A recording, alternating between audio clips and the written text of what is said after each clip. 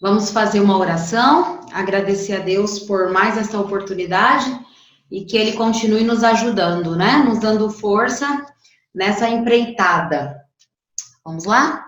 Querido Deus, queremos te agradecer, Jesus, em primeiro lugar, pela salvação. Queremos te pedir que o Senhor abra o nosso entendimento e nos ensine a tua palavra. Nós não conseguiremos sem a tua graça e sem a tua misericórdia. Ilumina-nos, ó Senhor, a nossa mente, para que nós possamos aprender. Também eu quero te pedir pela vida daquelas pessoas que não estão conseguindo entrar nas aulas de modo online. O Senhor conhece as dificuldades e o Senhor pode intervir. Muito obrigado, Jesus, pelo privilégio de estar aqui. É o que nós te pedimos e te agradecemos em nome de Jesus. Amém. Muito bem, queridos. Ó o Gabriel aí, né, gente? Então, nós estamos estudando sobre uma das pessoas da Trindade, que é o Pai, né? Hoje nós terminamos de estudar sobre o Pai. Vamos iniciar sobre os atributos de Deus. Nós vamos hoje falar sobre aqueles atributos em que só Deus tem. Nós já falamos que existem os atributos comunicáveis, que é aquele que nós também temos, que é amor, misericórdia, né, justiça. É claro que nós não temos do ponto de vista total, absoluto. Nós temos do ponto de vista relativo, nós já falamos sobre isso. Nós precisamos estar ligados à fonte, que é Deus, para então termos esses atributos. Mas hoje nós vamos falar sobre os atributos que só Deus tem. Aqueles que nós chamamos de incomunicáveis, tá? Então, e eu não me canso de dizer, isso é algo muito importante, apenas o que o próprio Deus escolheu de si mesmo para ser revelado pode ser conhecido. Tá? Então, apenas o que ele decidiu. Sabe, o que ele não decidiu. Então, nós aguardamos, porque se ele quiser nos revelar na eternidade, tá? Isso nós ficaremos felizes. Um dos atributos ou qualidades de Deus é luz. O que isso significa? Significa que ele próprio se revela. Então, não é algo que eu quero saber, então eu vou lá, eu importuno, eu peço e ele vai me dar. Não, é se ele quiser, porque um dos seus atributos é a luz, tá? Lá em Tiago, no capítulo 1, versículo 17, está escrito assim, olha: toda boa dádiva e todo dom perfeito são lá do alto, descendo do Pai das luzes, em quem não pode existir variação ou sombra de mudança. Então, nosso Deus, ele é o Pai das luzes. Por isso, a nossa oração deve ser sempre por iluminação, que o Senhor venha iluminar a nossa mente, tá? Para que nós possamos aprender. E nós não podemos desistir de procurar ao Senhor. Em Jeremias, vamos ler Jeremias, capítulo 29, e o versículo 13 diz assim, olha: buscar-me-eis e me achareis, quando me buscardes de todo o vosso coração. Então, nós precisamos, tá, continuar buscando ao Senhor. Tá? Então, nós vamos partir da onde nós paramos, tá? Os atributos de Deus.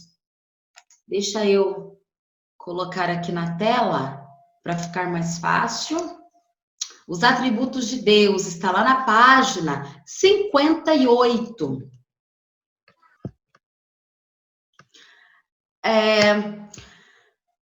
O que é atributo? Atributo é o que qualifica uma pessoa. Então, só para que nós entendamos sobre o que nós vamos falar, por exemplo, quando alguém vai dizer sobre alguém. Então, normalmente, eu vou falar sobre um escritor, por exemplo. Se eu chego para você e vou falar sobre um escritor, e esse escritor já morreu, ele não está conosco. Então, eu vou dizer para você as obras desse escritor. Então, isso vai fazer com que você conheça essa pessoa que não está aqui conosco, tá? Então, o que seriam os atributos? Deus, ele está conosco, mas não fisicamente, ele está em espírito. E para que você conheça Deus, então eu tenho que falar para você quais são as suas qualidades, tá? O que caracteriza ele? Então eu vou falar para você, olha, eu vou te apresentar um Deus e ele é bondoso, ele é misericordioso, ele é amor, ele é justiça. Aí você fala, Sara, mas só isso? Porque isso eu posso conhecer pessoas que também tenham esses atributos. Então eu vou dizer para você, não. Ele tem algumas características que nem um ser humano tem. Quais são elas? Então é o que nós vamos conversar hoje, tá bom? Então, aí na página 58 está escrito os atributos de Deus. Antes de nós entrarmos, eu gostaria de ler um versículo com vocês, tá? Eu gostaria de ler o livro de Jó. O pastor Antônio Gilberto, que já dorme no Senhor, ele dizia assim: não se pode ter um curso de teologia ou estudar teologia sem ler a Bíblia. E eu concordo com ele, tá? Se um dia alguém te convidar para fazer qualquer curso, que seja um curso teológico, você questione. Mas vocês utilizam a Bíblia? Porque, pasmem vocês, existem alguns cursos que estudam Platão, Sócrates, estudam humanismo, estudam qualquer coisa, menos a Bíblia. Tá? Então, a Bíblia ela é a base do nosso curso. Então, por isso que alguns versículos são importantes. Jó, no capítulo 42, nós vamos ler o versículo 7. Jó é o livro que vem antes de Salmo. O livro dos Salmos, tá? Aí, antes é o livro de Jó. Está escrito assim: tendo o Senhor falado estas palavras a Jó, o Senhor disse também a Elifaz, o temanita: a minha ira se acendeu contra ti e contra os teus 2 amigos, porque não dissestes de mim o que era reto, como o meu servo Jó. Eu quero que você grife: a minha ira se acendeu contra ti e contra os teus 2 amigos, porque não dissestes de mim o que era reto, como o meu servo Jó. Então, para quem não conhece a história, Jó foi aquele patriarca que foi julgado por Deus. Tá? Como assim, Sara? Ele foi participante, tá? De um julgamento que Satanás fez. Então, Deus deu testemunho de Jó e disse assim: porventura você tem visto o meu servo Jó? Satanás disse assim para Deus: claro que eu vi. Como que ele pode não te servir? Se você o encheu de filhos, riqueza, saúde. Então, Deus permite com que Satanás toque em tudo que Jó tem, inclusive na sua saúde, mas não podia tocar na vida. Então, no capítulo 42, nós vemos a restauração de Jó, porque a Bíblia diz que Deus deu a Jó o dobro de tudo que ele tinha. Então, Deus está fazendo o seu juízo. está restituindo Jó e está dizendo o que ele tinha achado dos amigos de Jó, ou daquilo que eles tinham falado. Então Deus, ele disse assim, ó, a minha ira se acendeu contra os teus dois amigos, porque não falaram o que era reto, tá? Sobre mim. Então, Deus, ele espera que nós falamos dele o que é reto. O que eu quero dizer com isso? Hoje, muitas pessoas não fazem questão de estudar a palavra do Senhor. Então, Elisa, elas falam de Deus aquilo que vem na sua mente. E Deus, ele se ira contra essas pessoas. Por quê? Porque boa parte dessas pessoas falam inverdade sobre Deus. E é melhor você não falar sobre Deus do que você falar algo que não é verdadeiro sobre ele. E como é que eu vou falar o que é verdadeiro sobre Deus? Estudando, não tem outro jeito. Não tem outro jeito. Eu não consigo conhecer a Deus se eu não estudar a sua palavra, porque é o único lugar onde eu vou encontrar as verdades relacionadas ao Deus ou a Deus é na sua palavra. Então eu quis trazer esse versículo antes, tá, de nós iniciarmos os atributos de Deus, para que vocês entendam a importância que é estudar a palavra de Deus. Nós precisamos estudar a palavra de Deus, tá? Uma outra coisa que eu gostaria de dizer para vocês, que é importante nós conhecermos a natureza de Deus. Por quê?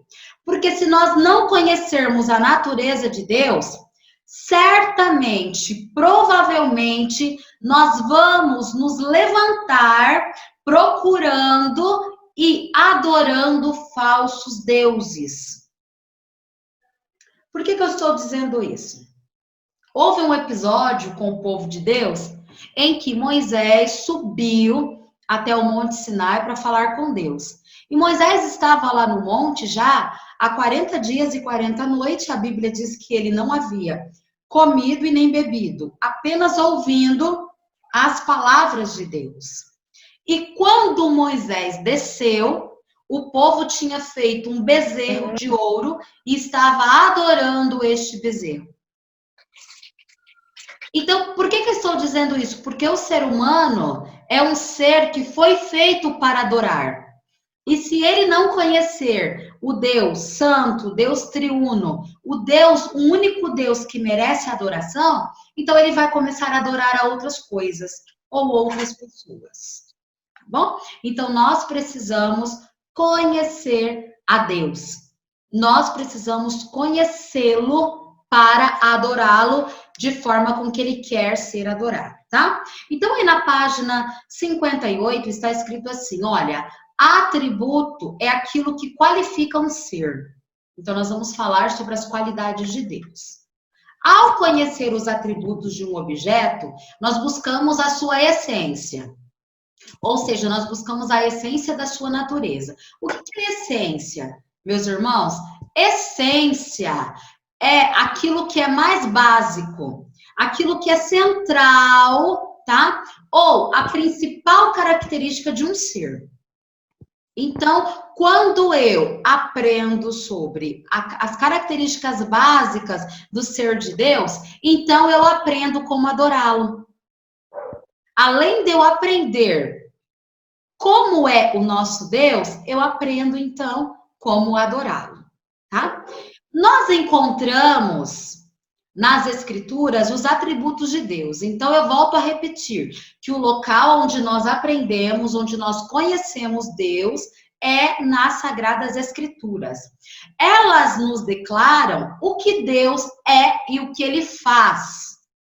É verdade que como criatura nós não vamos conseguir desvendá-lo por completo, tá? Nós nunca vamos conseguir. Ou relacioná-lo, tá? No seu todo. Isso é uma tarefa impossível. Eu sempre digo assim, ó, se nós conseguíssemos explicar Deus, então ele não seria Deus, ele seria um ser humano. como nós. O apóstolo, quando ele estava escrevendo sobre a glória de Deus, ele declarou assim, ó, o apóstolo Paulo: aquele que tem, ele só, a imortalidade e habita na luz inacessível. Então, Paulo, só no início desse versículo de Timóteo, ele deu 2 atributos de Deus, 2 qualidades. Ele disse que Deus é imortal, ou seja, nunca vai morrer, e habita na luz inacessível. O que isso significa? Que ele habita num lugar onde trevas nunca o alcançarão. Mas ele não terminou o versículo aí, ele ainda disse assim, ó: a quem nenhum dos homens viu, nem pode ver, ao qual seja a honra e poder sempiterno. Então, se você está, assim, em dúvida sobre essa questão, Sara, alguém já viu Deus? Eu vou tomar chá? Não. Ninguém. Nunca viu Deus, tá? Paulo diz que nenhum dos homens viu, nem pode ver. Sara, por que nós não podemos ver Deus? Porque nós temos uma natureza caída. Se você se recordar de Gênesis 1, você vai se lembrar que Gênesis 1, a partir do 1, que Deus vinha todas as tardes, na viração do dia, falar com Adão e Eva. Sara, eles eram humanos? Sim. Só que eles não tinham pecado. Eles não tinham natureza pecaminosa. E nós temos. E Deus não pode se mostrar ao pecador. Por isso houve a necessidade de Jesus vir. Se Jesus não viesse, nós não conseguiríamos ter acesso a Deus. Tá? Então vamos seguir um pouquinho mais. Na Bíblia nós encontramos os atributos absolutos de Deus. Então quais são eles? Os atributos absolutos, aqueles cujo só Deus tem. Vida. Falamos um pouquinho sobre isso na aula passada. Só Deus possui vida em si mesmo. Nós não temos vida. O nosso fôlego de vida, a nossa vida, ela depende da misericórdia de Deus. Por isso que Lamentações 3:23 diz assim: a causa de não sermos consumidos é a misericórdia de Deus. Então nós não temos vida em nós mesmos. Só Deus é. Nós somos por causa da sua misericórdia. Outro atributo de Deus, personalidade. Outro atributo de Deus, imutabilidade. Falamos sobre isso na aula passada, ele não muda. Outro atributo, unidade. Só Deus tem unidade de propósito. Só Deus tem verdade. Só Ele tem verdade absoluta. Nós temos verdade parcial. Ele tem verdade absoluta. Só Ele tem amor em absoluto, porque João diz que Deus é amor. E quem não ama, não conhece a Deus, porque Ele é amor. Só Deus tem santidade. Só Deus tem bondade. Só Deus tem misericórdia e só Deus tem justiça. Tá? Então, esses são os atributos absolutos de Deus. E os atributos naturais de Deus? Quais são eles? Onipresença, onisciência e onipotência. Nós vamos falar sobre isso a partir de agora, tá? O atributo da onipresença. O que significa ser onipresente? Significa que Deus se relaciona com tudo e com todos ao mesmo tempo. Eu preciso, se eu quiser, por exemplo, me relacionar tomar um café da tarde com a Rose, eu preciso estar lá na casa da Rose. E eu não vou conseguir estar ao mesmo tempo lá com a Elisa. Muito menos com a Eliana, muito menos com o Gabriel e muito menos com a Beatriz. Mas o nosso Deus, ele pode estar em todo lugar, a todo tempo. Ele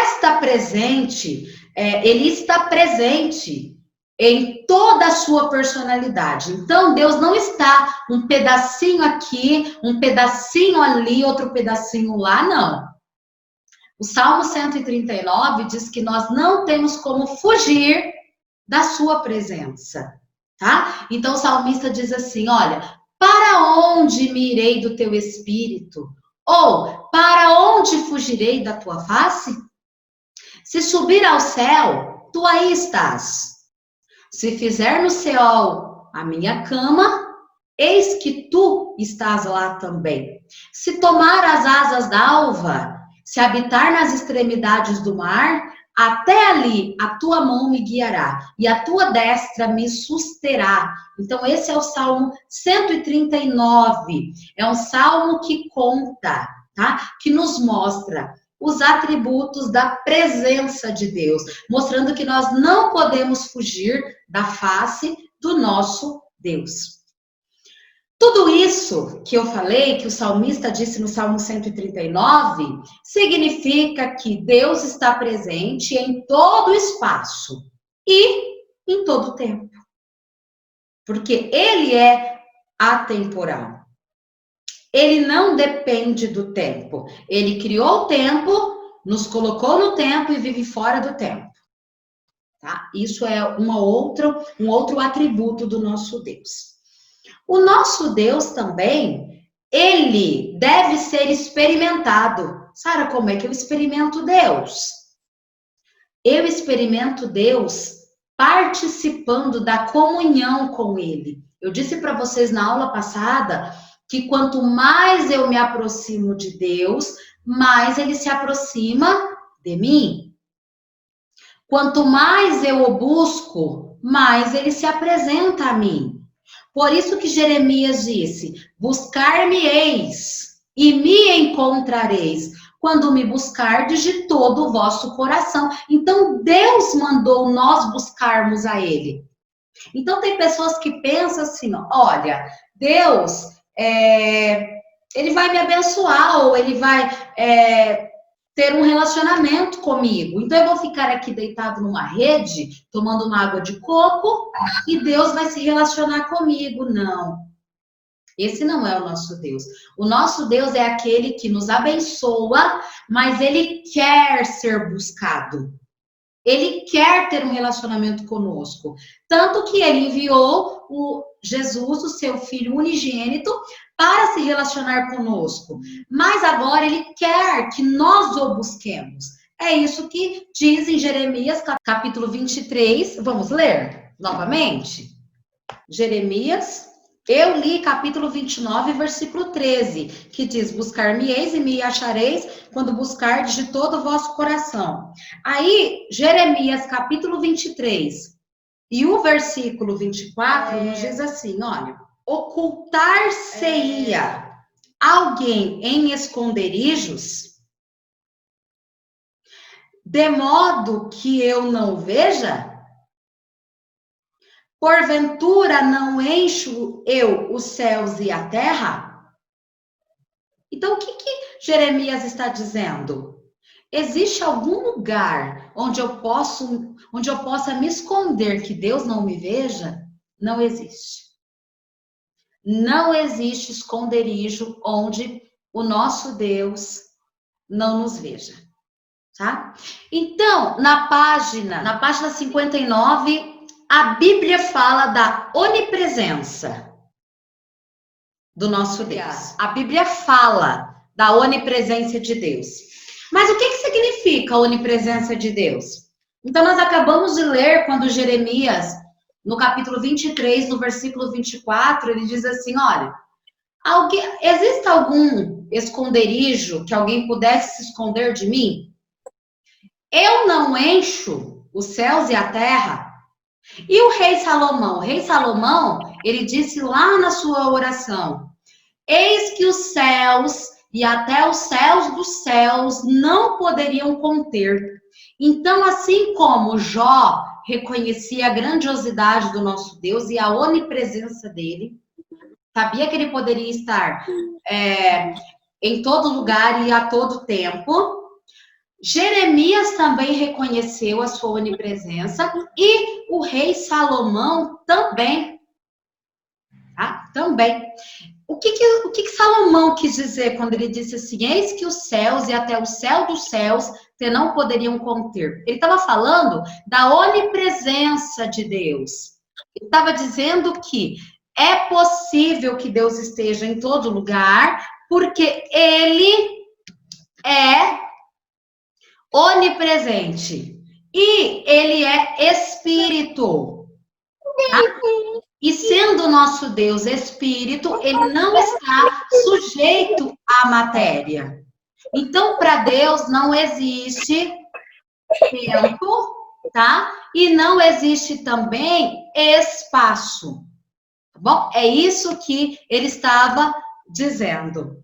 E, além de Deus não estar sujeito à matéria, ele se move com a mesma facilidade que o nosso pensamento. Olha que coisa impressionante.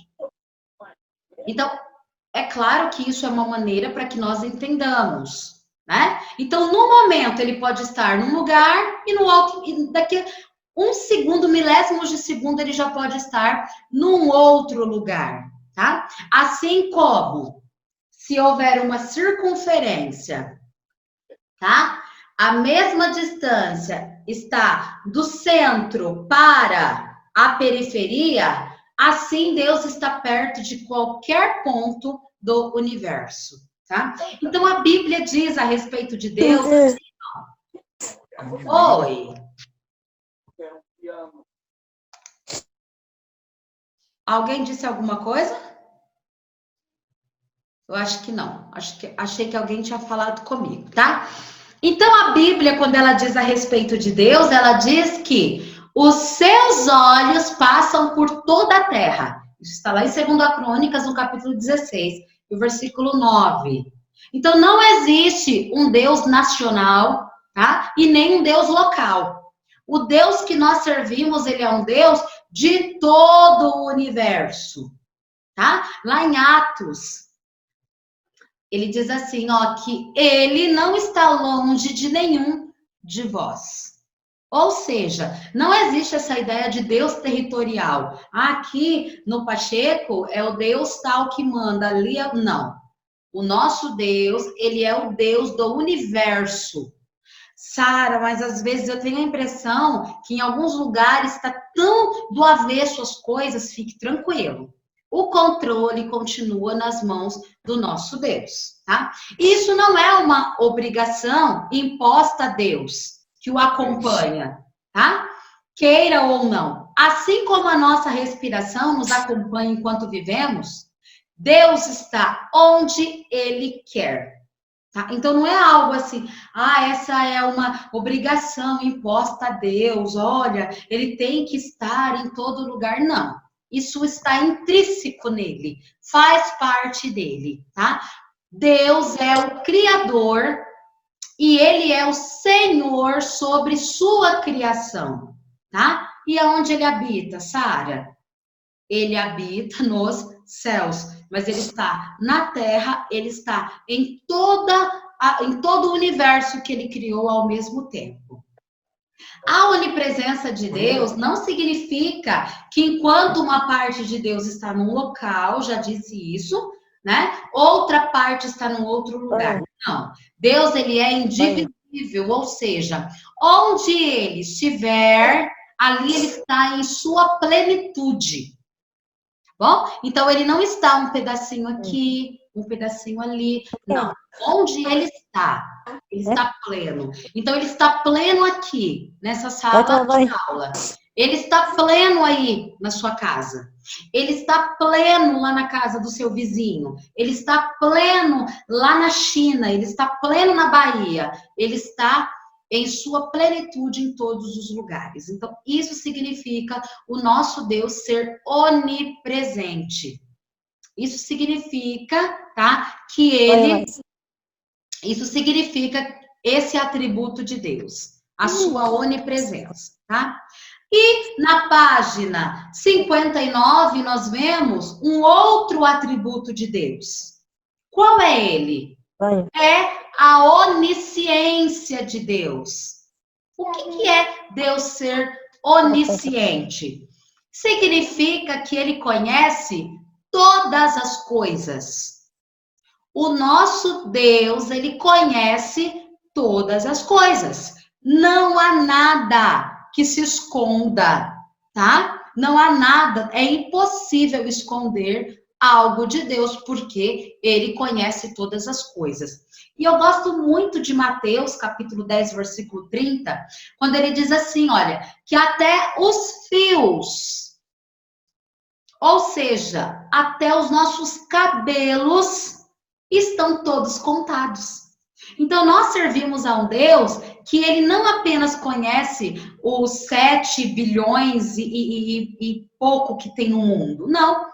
Ele conhece, inclusive, quantos fios de cabelo tem cada ser que ele criou. Ele sabe também qual é o material de cada DNA existente em cada célula existente de cada ser que ele criou. Ou seja, toda vez que eu conheço a grandeza do nosso Deus, é mais um motivo que eu tenho para adorá-lo. E esse é o objetivo de estudar os atributos de Deus. O objetivo é adorá-lo. Adorá-lo, tá? Na onisciência de Deus, ou seja, na sua ciência, naquilo que ele conhece, que é todas as coisas, o futuro está presente. Então, isso para nós é tão absurdo. Por quê? Porque nós conhecemos o aqui e agora. Eu estou fazendo janta, para jantar daqui a pouco, depois da aula. Porém, eu não sei se eu vou estar viva para degustar aquela janta que eu estou fazendo. Porém, o nosso Deus, ele conhece o futuro com a mesma clareza do presente. O passado com a mesma definição, tá? Então, quando Isaías, capítulo 46, versículo 9 e 10, ele diz assim, olha, lembrai-vos das coisas passadas, desde a antiguidade, que eu sou Deus, e não há outro Deus, não há outro semelhante a mim, que anuncie o fim desde o princípio e desde a antiguidade as coisas que ainda não sucederam. Então, a onisciência de Deus garante-nos que todos os futuros julgamentos serão de acordo com a verdade. Então, aquele medo que nós temos assim, olha, eu não sei se o que eu vou falar ou se o julgamento vai ser justo. Por quê? Porque o ser humano é falho, o ser humano, além dele não conhecer todas as coisas, o que ele conhece, às vezes ele deturpa. Fica tranquilo. O Deus que nós servimos, ele julga todas as coisas com a verdade, porque ele sabe todas as coisas. Ele sabe todas as coisas, tá? Então, vamos lá para a página 60.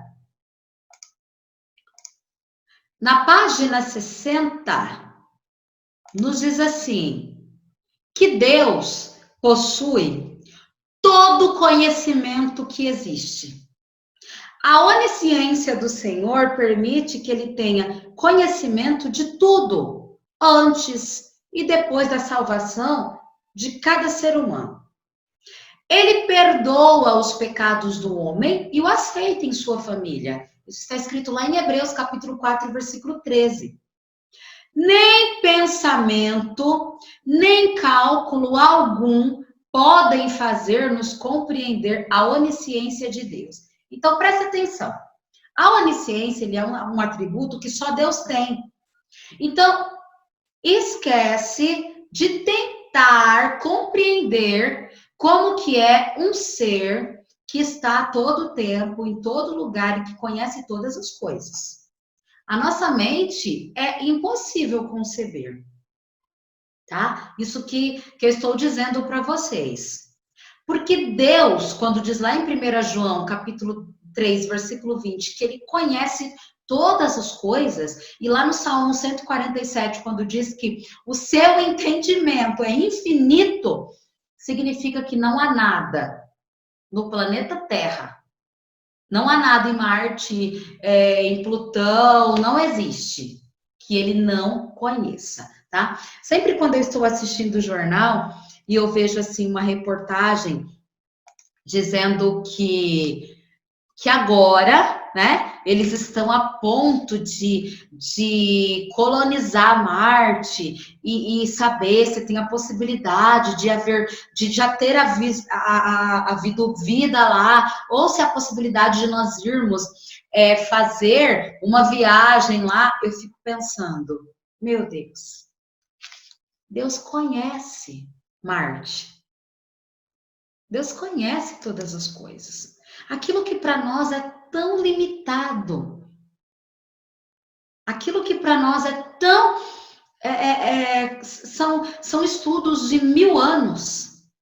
Ele conhece porque foi ele quem criou. Tá?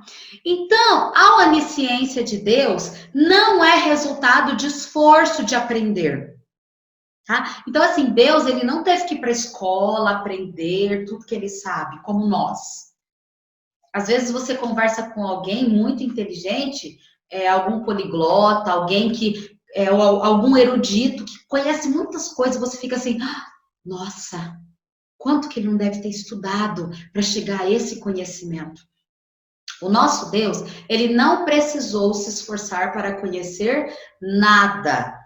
Ou coisa com que alguém o tenha favorecido. Não existe ninguém que tenha dado algo para aumentar o saber de Deus. Então, quando eu falo de Deus, eu esqueço a limitação humana. Eu preciso esquecer que para mim conhecer qualquer coisa eu tenho que estudar. Deus, ele sabe de todas as coisas, porque foi ele quem criou. Foi ele quem criou tudo que há. Tá? Até o maior grau de sabedoria ou de ciência que um homem possa atingir, tem tudo em Deus a sua origem. Aí você fala para mim, Sara, e os estudos que os ateus fazem? A origem é Deus. Sara, e o conhecimento que eles têm? Foi dado por Deus. Sara, e a sabedoria que existe intrínseca no ser humano, porque tem coisas que nós não aprendemos e parece que está aqui intrínseco, vem de Deus. Ele é a origem de toda a sabedoria, de todo conhecimento existente, tá? Então, a onisciência de Deus abrange tudo no passado. Não existe mistério nenhum no passado que Deus não esteja revelado.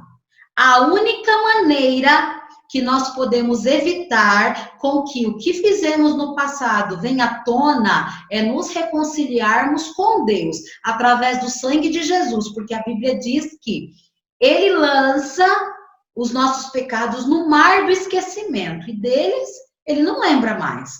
Porém, se isso não acontecer, um dia será manifestado.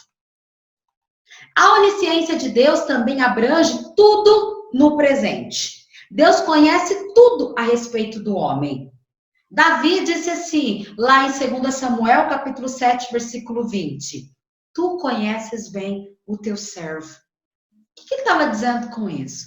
Que não há nada em nós que Deus não conheça. De repente, se você for fazer um exame minucioso do seu corpo, das suas células, de repente o médico vai te falar coisas que você vai dizer, nossa, não sabia que eu tinha isso. Porém, eu e você não somos surpresa para Deus. Ele nos conhece com detalhes. Deus sabe, inclusive, o nosso nome. Deus sabe onde nós moramos. Sara, Deus sabe o meu endereço, sabe os meus documentos, sabe. Ele conhece a nossa estrutura, tá? Ele conhece. Olha o que diz o Salmo 103. Vamos lá? Salmo 103, versículo 14. Vamos ver o que diz esse salmo.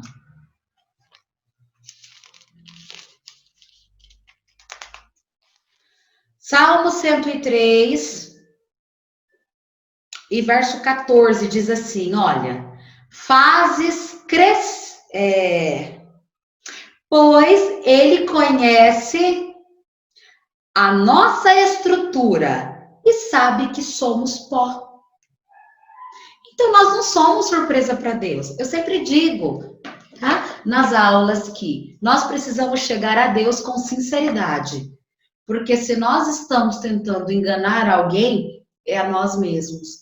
Porque Deus conhece a nossa estrutura e Ele sabe que nós somos pó. O que isso significa? Ele sabe da nossa fragilidade. Ele sabe que hoje nós estamos aqui, bem, com saúde, né, dispostos a servir ao Senhor, a adorá-lo, a segui-lo. Amanhã nós estamos cheios de dúvida. Estamos pensando, cocheando entre dois pensamentos, tá? Então Deus, Ele conhece essas características nossas. Bom? Deus também, Ele conhece o nosso coração. Ele conhece a nossa sede das emoções. Ele conhece a nossa mente. Ele sabe tudo que nós pensamos, tá? Por que Ele conhece tudo? Porque Ele perscruta. Ele analisa. A ideia de analisar é pegar um copo e desavessá-lo. É assim que Deus faz conosco, tá? Ele conhece também as nossas palavras. Efésios, capítulo 2, diz assim, não saia da vossa boca nenhuma palavra torpe, mas apenas a que for para edificação. Deus conhece as nossas palavras. Ele conhece também os nossos caminhos. Ele sabe o quanto estamos nos dedicando a Ele, Ele sabe da nossa busca por Ele, ou Ele sabe também da nossa negligência em relação a Ele. Ele conhece também os nossos segredos. Deus conhece os nossos segredos. Ele conhece também as nossas necessidades. Mateus capítulo 6, versículo 33 diz assim: buscai em primeiro lugar o reino de Deus e a sua justiça, e todas as demais coisas vos serão acrescentadas. Não é você que sabe que você está precisando de um calçado novo, que está precisando de alimento, está precisando de saúde. Não, Ele sabe em primeiro lugar. E Ele tem solução para todos os nossos problemas, porque Ele é Deus e Ele conhece todas as coisas. Deus também conhece tudo sobre a natureza. Ele conhece o nome de todas as estrelas, coisa que nenhum astrônomo pode conhecer. Ele conhece também todos os passarinhos e nenhum fica esquecido diante de Deus. A onisciência de Deus também, ela abrange o futuro. O que é isso, Sara? Isso se chama presciência, tá? Pré significa que ele sabe de todas as coisas por antecipação. Então, Deus, ele previu desde a eternidade a queda do homem e ele providenciou no seu amor a solução para salvá-lo. Então você me pergunta, Sara, Deus sabia que o homem ia pecar? Claro que ele sabia. Não tem nada que Deus não saiba. Eu e você, nós não podemos nos esquecer que não há nada que Deus não saiba. Ele sabe, ele conhece todas as coisas, tá? E ele diz, lá em Apocalipse, capítulo 13, no versículo 8, a parte B, que o cordeiro que foi morto antes da fundação do mundo. O que isso significa? Que ele já preveu assim, olha, o homem vai pecar, então eu preciso prever um cordeiro. Ou seja, o homem vai pecar, Jesus terá que morrer para resgatar novamente esse homem, para reconciliar este homem comigo. Então, ele já sabia por antecipação. Tá? E ele também viu, desde a eternidade, Jesus entregue para ser crucificado.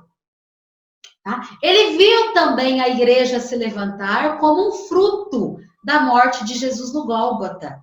Então, olha que interessante. Antes de Deus criar Adão e Eva, ele já viu a Sara, a Rose, a Eliana, a Letícia, a Beatriz, o Gabriel. Ele já viu todos nós, a Elisa. Antes dele criar Adão e Eva, ele já tinha nos visto. Ele já viu, inclusive, os meus netos. Eu tenho um filho de 14 anos, ele nem se casou, mas Deus já conhece os meus netos. Tá? Então, essa é a presciência do nosso Deus. Nesta previsão que Deus fez, Deus que também conhece ou conheceu os homens e os predestinou para serem salvos por Jesus. Isto é, por nenhum outro meio há salvação, apenas por Jesus. Então, nós não podemos nos esquecer que o motivo de nós sermos salvos é por causa de Jesus. Não há outro meio do homem ser salvo a não ser por meio de Jesus. E ele chamou todos para a salvação. Assim, nós somos eleitos segundo a presciência de Deus, para obediência e aspersão do sangue de Jesus. Sara, para o que Deus nos salvou? Para a obediência, para seguirmos em obediência. E os que não aceitarem Jesus como Salvador, porque ele é o único caminho, tá? Aqueles que o rejeitarem estão predestinados ao castigo. Por quê? Marcos capítulo 16, versículo 16, na parte B, diz assim, ó: mas quem não crer será condenado. Então, quem não crer, quem rejeitar a Cristo como Salvador, já está condenado. Não tem outro jeito, não tem outro caminho. Porém, ainda que Deus, na sua presciência, possa conhecer o futuro dos que rejeitaram o seu amor, isso não interfere no livre-arbítrio do homem.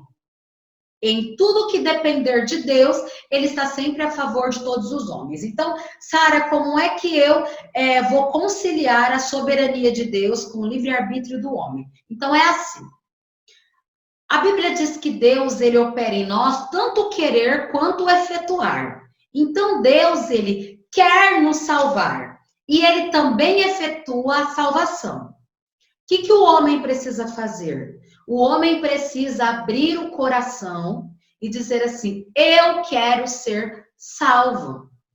Eu quero ser salvo, eu estou perdido. E eu quero ser salvo.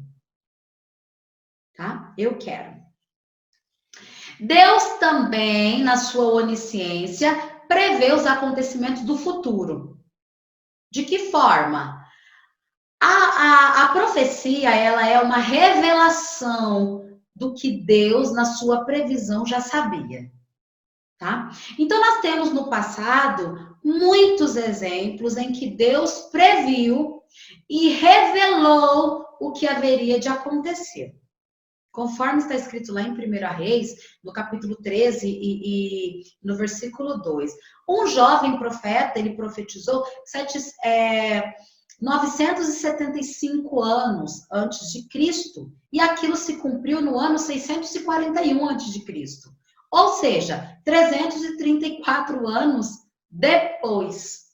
Isaías, então. Isaías profetizou no ano 712 antes de Cristo, o que se cumpriu em 536 antes de Cristo. 176 anos depois. Tá? Então, nós vivemos na véspera de grandes acontecimentos. Para todos eles, Deus tem um tempo estabelecido pelo seu próprio poder. E são conhecidos desde a eternidade. Nada acontece por acaso, mas porque Deus assim determinou. Então, Sara, Deus sabia do coronavírus? Sim. Claro que Deus sabia sobre o coronavírus. Não há nada que seja surpresa para o nosso Deus. Ele sabia, tá? E ele sabe todas as coisas, tá bom?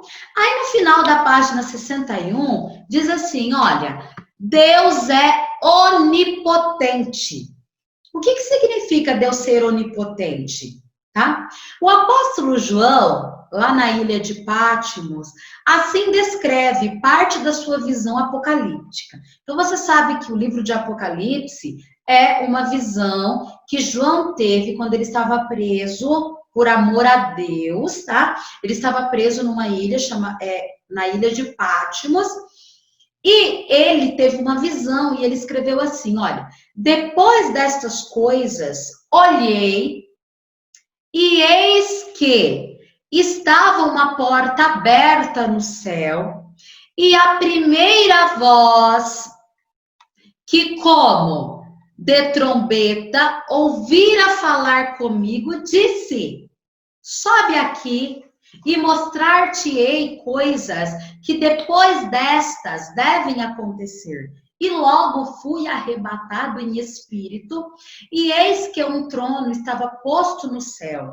e um assentado sobre o trono. Isso está escrito lá em Apocalipse, capítulo 4, do versículo 1 e 2. Ou seja, Deus mostrou para João o que iria acontecer. Tá? Ele mostrou para João acontecimentos escatológicos. O que é acontecimentos escatológicos? São coisas futuras, coisas que ainda iriam acontecer. Então, Deus, ele tem mais do que o poder necessário para realizar todas as coisas. Isso quer dizer que ele é onipotente. O nosso Deus, ele tem todo poder. Nós que temos certeza da salvação, nós temos essa certeza porque Deus é todo poderoso. É nisso que consiste a nossa certeza de salvação. Esta força se manifesta no Evangelho de Cristo. Para o quê? Para a salvação dos homens. Então, se alguém te perguntar assim, por que você se diz que é salvo? Ah, é porque você é poderoso, porque você é um super-homem, porque você é uma super-mulher? Não. Você pode dizer o seguinte, eu sou fraco, eu sou pecador, eu sou injusto, eu sou corrupto. O meu lugar seria o inferno. Aí a pessoa vai dizer, mas então, como assim? Como você está salvo? Então você pode dizer, eu estou salva porque eu criei no sacrifício de Cristo na cruz do Calvário. Não pelos meus méritos. A salvação nunca será por méritos próprios. Sempre será pelo sacrifício que Cristo fez na cruz do Calvário. Então, a Bíblia diz lá em Romanos, no capítulo 1 e no versículo 16, assim, ó, Paulo diz, porque não me envergonho do evangelho de Cristo. Por que ele não se envergonhava? Porque é poder de Deus para a salvação de todo aquele que crê. Então, a salvação não é algo exclusivo para um grupo seleto de pessoas. A salvação é para todo aquele que crê. Então, Deus, ele mostra a sua onipotência através do seu poder. Através do poder do quê? Através do poder de criar. Olha lá em Gênesis 1:1. No princípio criou Deus os céus e a terra. O Criador, ele preserva todas as coisas. E além de ter criado e além de preservar, ele cuida e manifesta a sua providência para nós que servimos ao Senhor. De que forma? pela sua onipotência. Então, para nós, os homens e mulheres que somos limitadas, para nós é muito difícil compreender ou calcular a onipotência de Deus, tá? Mas o próprio Deus, ele disse, em Gênesis, ele disse assim, olha, eu sou todo-poderoso. Está lá em Gênesis capítulo 17. Em Gênesis capítulo 18, ele disse assim, haveria coisa alguma difícil ao Senhor? Em Salmos, número 62, versículo 11, ele diz assim, o poder pertence a Deus, tá? Então, ele é todo poderoso. Lá em Mateus capítulo 26, versículo 64, ele disse assim, ó, Jesus chamou o Pai de todo poderoso. Em Mateus capítulo 19, versículo 26, diz, para Deus tudo é possível. E as coisas que são impossíveis para os homens são possíveis para Deus. Está escrito em Lucas capítulo 18, versículo 27. Em Lucas, no capítulo 1, versículo 37, o anjo Gabriel disse para Maria, para Deus nada é impossível. Em Jó, capítulo 42, versículo 2, Jó falou de Deus assim, eu sei que tudo podes. Então, nós servimos a um Deus poderoso, a um Deus onipotente, a um Deus que, se pegar todos os heróis da Marvel, ainda não chega no pé, tá? Do poder que tem o nosso Deus. Aí na página 62, diz assim, olha, a onipotência de Deus significa que o poder dele é ilimitado. Então, como que se manifesta essa onipotência de Deus? Deus, ele não pode ser impedido por quem quer que seja. Nada pode impedir o nosso Deus. As leis da natureza, por exemplo, não podem limitar a sua onipotência. Por quê? Porque no Salmo 115 diz que ele é soberano e faz o que ele quer. Lá em Naum, capítulo 1, diz que ele está acima de todas as leis, tá? E nós temos na sua palavra alguns exemplos dos milagres de Deus que foram contrários às leis da natureza. Quais são eles? Em Êxodo, capítulo 14, versículo 22, diz que Deus fez as águas ficarem como um muro. Josué, capítulo 3, versículo 13, diz que as águas do Jordão ficaram como um montão. Em 2 Reis, também diz que Deus fez com que o ferro flutuasse. Em Daniel, diz que ele livrou Daniel do poder dos leões. Ele também fez e mandou numa tempestade, como está lá em Jonas, capítulo 1, versículo 4. Ou seja, Deus, ele tem poder, tá? Sobre as leis da natureza. Por quê, Sara? Porque foi ele quem criou a natureza. E só quem cria tem poder sobre ela, tá? Então, servamos ao nosso Deus. Então, nosso Deus, ele é poderoso para cumprir as suas promessas. A Bíblia diz lá em Romanos que ele chama as coisas que não são como se já fossem. Diz também a palavra do Senhor que Deus, que é o Criador, tem ainda o seu poder criador em pleno vigor. Então, não é aquela ideia que algumas pessoas pensam que Deus, ele criou e agora, olha, não cria mais nada. Não. O poder criador do nosso Deus está em plena ação. Por isso, não existe limites no seu poder de operar maravilhas, de curar, mesmo em casos que não exista esperança humana. Então, mesmo quando o médico disser não tem solução, fique tranquilo, porque você serve a um Deus poderoso, você serve a um Deus onipotente. A onipotência de Deus opera somente conforme a sua vontade. Então, isso precisa ficar bem claro. essa ideia de você pegar Deus pelo colarinho, colocar na parede, dizer eu declaro, eu determino, tá? Isso é algo assim inconcebível. Em nenhum local nas Sagradas Escrituras você encontra esse tipo de demonstração. Nós não temos autoridade de determinar nada para o nosso Deus. Ele sim tem todo o poder para determinar, porque ele é todo poderoso. Então, jamais existem contradições entre a natureza perfeita de Deus e o seu poder ilimitado. Ou seja, ele é perfeito e pode todas as coisas. Deus também jamais faria coisas que fossem contrárias à sua perfeita santidade. Então, se Deus, ele é santo, tudo que ele deseja e tudo que ele faz está de acordo com a sua santidade, tá? Então não há nada que seja impossível para o nosso Deus. Porém, ele só faz aquilo que está de pleno acordo com o seu querer ou com a sua vontade. Bom, alguma pergunta até aqui? Vocês estão tão quietinhos. Rose, tudo certo, Rose? Alguma dúvida? Quer fazer alguma sugestão? Beatriz, faz Senhor, Beatriz. Senhor. Saudade de você. Você nos abandonou. Também.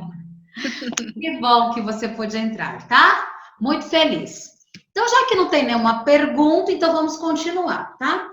Então, nosso Deus, ele tudo pode. Isso para mim é maravilhoso. Eu servir um Deus que pode todas as coisas, tá? Ele só faz o que lhe apraz. Então, ele pode todas as coisas, mas ele só faz o que ele quer. Então, eu posso. Existem alguns casos de pessoas que oram, por exemplo, 20 anos para Deus curar uma situação, uma doença. E Deus fala na sua soberania, como falou para Paulo, a minha graça te basta. Eu não vou curar. Aí a pessoa fala, meu Deus, mas não, ele só faz o que apraz. Sara, mas ele não pode? Ele pode. Mas às vezes ele vai ser mais glorificado na sua doença do que na sua saúde. Quantas pessoas que enquanto estão sofrendo, estão adorando ao Senhor e quando é curado, nunca mais lembra que Deus existe, tá? Como eu disse nas outras aulas, Deus conhece a nossa estrutura. Às vezes eu posso dizer assim, eu quero essa bênção para servir ao Senhor com mais fidelidade. Deus está lá dos altos céus olhando e falando, minha filha, você quer enganar quem? Conheço você, minha filha. Eu sei que essa bênção não vai fazer você me adorar, não. Pelo contrário, vai fazer você, se distanciar léguas de mim. Então, vou te manter aí, tá? Na corda bem pequenininha. Ah, então, ele nos conhece. Agora, eu disse que ele tudo pode. Eu disse que, mesmo ele podendo todas as coisas, ele só faz o que ele quer, o que apraz, tá? Tudo que ele quer, ele faz. Porém, existem algumas coisas que ele não pode fazer. Como assim? Isso é uma heresia. Deus, ele não pode mentir. Ele não pode negar a si mesmo. Ele não pode fazer injustiça. Ele é sempre santo em todas as suas obras. Ele não faz acepção de pessoas. Deus nunca age com racismo. Nós estamos enfrentando agora aí uma crise, né? Uma crise mediante aquilo que aconteceu, que aquele policial fez com aquele cidadão. Deus, ele não faz acepção de pessoas. Ele não julga o ser humano, nem pela sua etnia, nem pela sua cor, porque foi ele quem criou a todos. E ele os ama de forma igual. Eu sempre digo que Deus não tem filho preferido. ele tem filhos, tá? E ele não é como os pais e as mães humanas, que tem 3 filhos e tem o preferidinho. Deus, ele não é como Isaac e Rebeca. Isaac amava Esaú, Rebeca amava Jacó. Deus não é esse tipo de Deus. Ele ama a todos, tá? Então, Deus, ele limita a sua onipotência em respeitar o livre-arbítrio do homem. Somente aquele que quiser vai tomar da água da vida. Deus deixa ao homem a oportunidade de livremente se humilhar diante da sua potente mão. Então, Deus, ele tem água. Deus, ele tem salvação. Porém, ele deixa o homem, tá? Decidir se ele quer. Se ele quer essa água. O nosso Deus,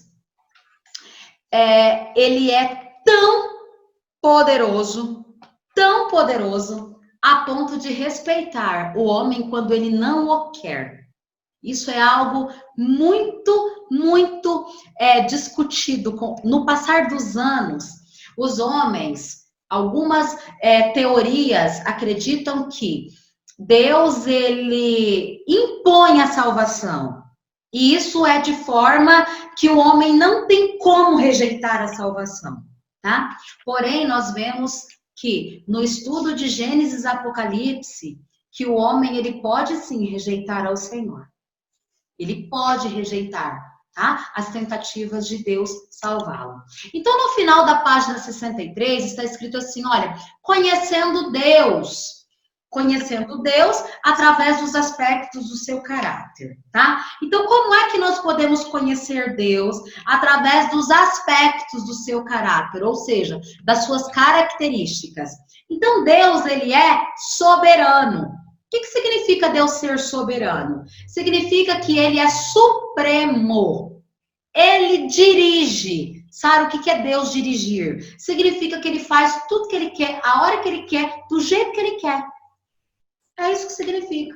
Sabe, ele tem todo o poder, todo. Ele faz tudo. Quando? A hora que ele quer. De que forma? Da forma que ele deseja. Tá? Deus também, ele é vivo. A nossa vivência é fruto dele ser um Deus vivo. Nós não temos vida em nós mesmos, tá? Deus é a fonte da vida. Ele é o único que tem vida em si mesmo. Nós não. Ele é quem dá respiração a tudo e a todos. Nós não. Nós temos a respiração que ele nos deu, mas só ele tem vida, tá? Então, nosso Deus é vivo. Ele possui vida. O nosso Deus também, ele é eterno. O que significa Deus ser eterno? Significa que nunca houve um tempo em que Deus não existisse. Quando eu dava aula para os adolescentes, era muito interessante, porque a primeira pergunta deles, tia, quem criou Deus? Tia, qual foi o primeiro dia de Deus? E era assim, era muito interessante, porque a criança, o adolescente, ele tem muita necessidade, mais do que nós, de absorver o abstrato através do concreto. Então, ele precisa de algo palpável para crer. Mas o adulto, ele vai perdendo um pouco isso e ele vai conseguindo abstrair coisas e ele não precisa completamente do abstrato. Por exemplo, eu digo assim, Rose, eu tenho uma caneta para te dar. Eu não preciso mostrar a caneta para você saber, né, o que é uma caneta. A criança não. A criança, se eu disser, olha, eu vou te apresentar, eu vou dizer para você sobre uma caneta. Ele fala, não, tia, desenha para minha caneta. Eu preciso ver essa caneta. Então, isso é muito complicado para nós. Sara, como é dizer que Deus nunca teve começo. É algo complicado. Por quê? Porque a nossa mente é limitada. Mas Deus, ele é eterno. Nunca houve um tempo em que Deus não existisse. O nosso Deus, ele nunca teve princípio, ou seja, ele nunca teve começo e ele nunca vai ter fim. Ele sempre existiu. Nosso Deus não se limita ao tempo, eu já disse isso. Por quê? Porque ele é eterno. Então ele vê o passado, o futuro, da mesma forma com que ele contempla o presente. Então, nessa perspectiva, fique tranquilo, porque Deus sabe o que é melhor para você e sabe o que é melhor para mim. Já conversei com N pessoas desesperadas. Sara, eu fui demitida. Sara, eu perdi meu emprego. E agora? O que eu vou fazer? E a fala é sempre a mesma. Fique tranquila, porque o nosso Deus, ele sabe o que é melhor para nós. E se ele permitiu que você perdesse o emprego, é porque ele tem algo muito melhor para você. E se ele não abrir uma porta de emprego, ele vai te sustentar. Porque ele é o sustentador do universo, tá? Mas o Senhor Deus, ele também é a verdade.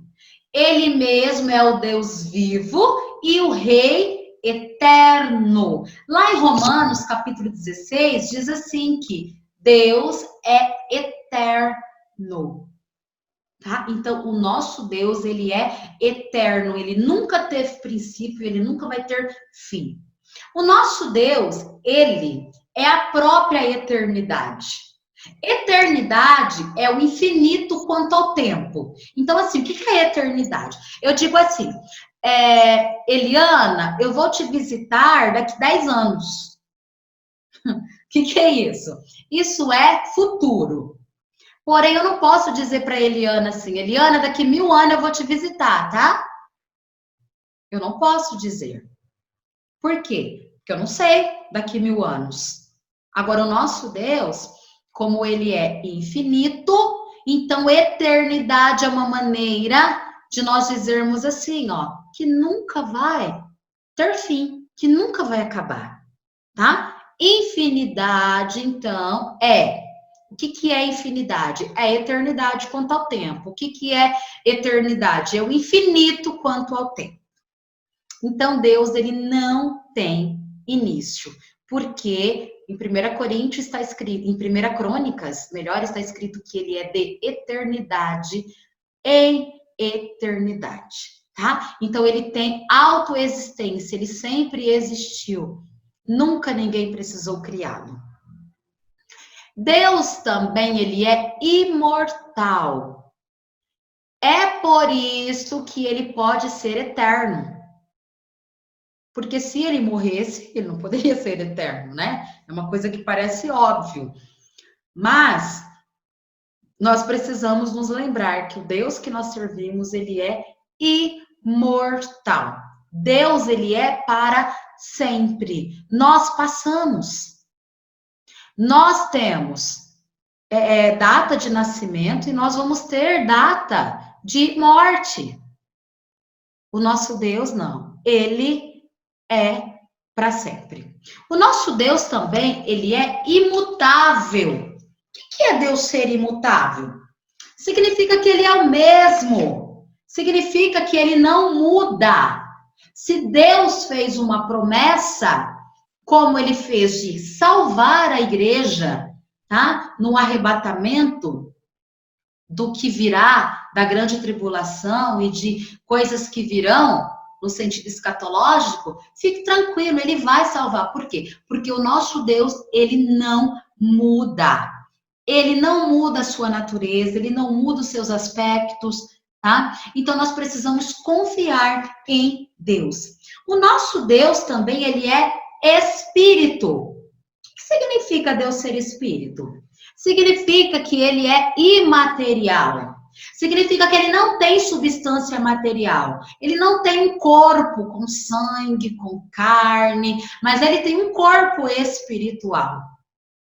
Tá? A Bíblia nos fala de o rosto de Deus, da boca de Deus, das mãos, né? A Bíblia diz assim que as mãos do Senhor não estão encolhidas, diz lá em Isaías, mas isso corresponde a expressões de natureza humana para que nós consigamos entender. Porque a Bíblia foi escrita para seres humanos. E se Deus colocasse uma linguagem divina, como que nós iríamos compreender? Então, como ele escreveu a Bíblia para nós, então ele colocou uma linguagem para que nós viéssemos a compreender, tá bom? Então, isso significa Deus ser espírito. Significa que Deus não tem boca, não tem lábios, não tem corpo, não tem sangue. Deus também é imenso. O que significa Deus ser imenso? Significa essa imensidade em relação ao espaço. Assim como é impossível imaginar a forma de Deus, também é impossível medir, pesar ou fazer qualquer cálculo a respeito de Deus. Não existem números ou expressões que possam nos fazer compreender Deus. Coisa alguma pode dar uma ideia da grandeza de Deus. Então, desista, você não vai conseguir uma calculadora que consiga calcular, tá, o peso, ou o tamanho, ou a largura, para você então compreender a imensidade de Deus. Por quê? Porque o nosso Deus, o Deus que nós servimos, não está sujeito ao espaço. O nosso Deus também, ele é invisível. O que significa Deus ser invisível? Significa que Deus, ele é espírito, tá? Então, a matéria não pode vê-lo. Isto não impede que ele esteja presente no meio do seu povo, como foi no caso de Noé, de Enoque, tá bom? Que andaram com Deus invisível. É um privilégio de cada um de nós que servimos ao Senhor vivermos com Deus. Por quê? Porque andamos por fé e não por vista. Porém, o nosso Deus, ele é invisível. Ele não tem matéria. Tá? Então, esses são os atributos incomunicáveis do nosso Deus. É claro que isso daqui é apenas um básico, tá? É apenas uma base do que são os atributos do nosso Deus, tá? E agora nós vamos falar um pouquinho, no tempo que nos resta, sobre os nomes de Deus. Nós não podemos nos esquecer que Deus tem muitas qualidades, através das quais ele se identifica com nós, com os seres humanos. E ao mesmo tempo, ele se identifica e ao mesmo tempo ele se torna diferente. Por quê? Porque nós estamos distante do nosso Deus em qualidade. Muito distante, tá? Então Deus, ele mesmo, ele se revela. O que isso significa? Significa que ele faz se conhecer ao proclamar o seu nome. Então, como que seria isso? Deus, ele queria ser conhecido pelo seu povo, né? Nós vemos isso no Pentateuco. Ele queria ser conhecido através dos seus feitos. Por que, então, conhecer o Senhor pelo nome? No caso de Deus, é muito mais do que um conjunto de letras do português ou de qualquer outro idioma. Então, por exemplo, se você perguntar, Sara, o que significa o seu nome? Eu vou te dizer, olha, meu nome é um nome bíblico e os meus pais, pelo fato de quererem me criar num berço cristão, num berço evangélico, então eles colocaram o nome de Sara em mim. Porém, o nosso Deus, ele se revela aos homens através do seu nome. Ou seja, o nome de Deus não é um nome apenas composto por letras de qualquer idioma, mas o nome, ele diz quem Deus é. Os nomes de Deus são as qualidades de Deus. Tá? Ou seja, o nome de Deus, ele deve ser adorado, Ele deve ser temido, ele deve ser louvado, ele deve ser glorificado. Ele não pode ser tomado em vão, como é um dos 10 mandamentos, lá de Êxodo capítulo 20. Ele não pode ser profanado nem blasfemado, tá? E o nome de Deus deve ser santificado, como é o caso que está na oração modelo, na oração do Pai Nosso, que nós conhecemos, tá? Então, nós vamos ver alguns dos nomes de Deus.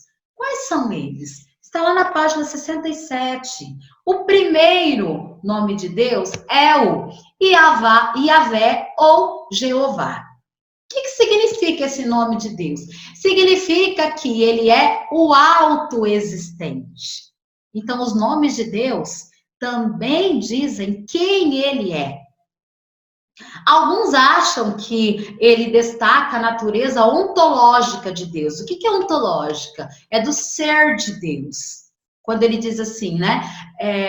Moisés diz, quem eu digo que você é? Ele diz assim, eu sou o que sou. O que ele quis dizer com isso? Olha, a minha natureza, o meu ser, a minha ontologia é, eu sou o que sou.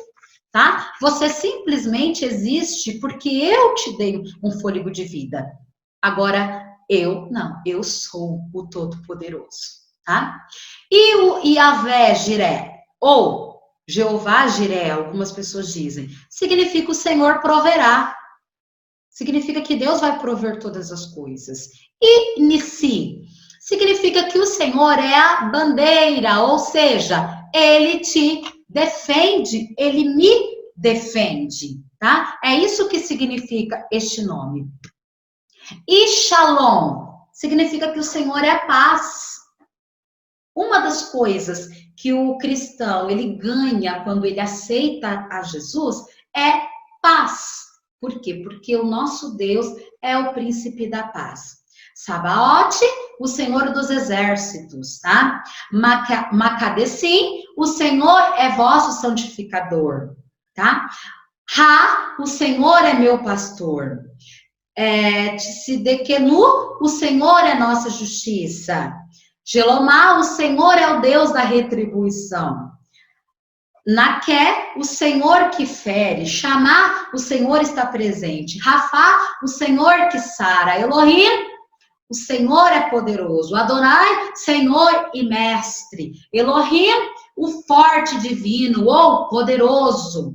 El Elyon, o Altíssimo. El Shaddai, o Deus Todo-Poderoso. Olá, Deus eterno, ou Deus da eternidade.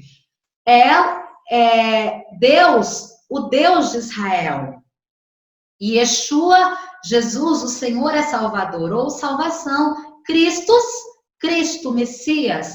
Kyrios, Senhor, Mestre. Soter, aquele que salva, ou Salvador. Theos, um substantivo genérico que pode se referir a qualquer Deus ou ao Deus verdadeiro, ok? Então, os nomes de Deus também são atributos, também nos diz quem Deus é.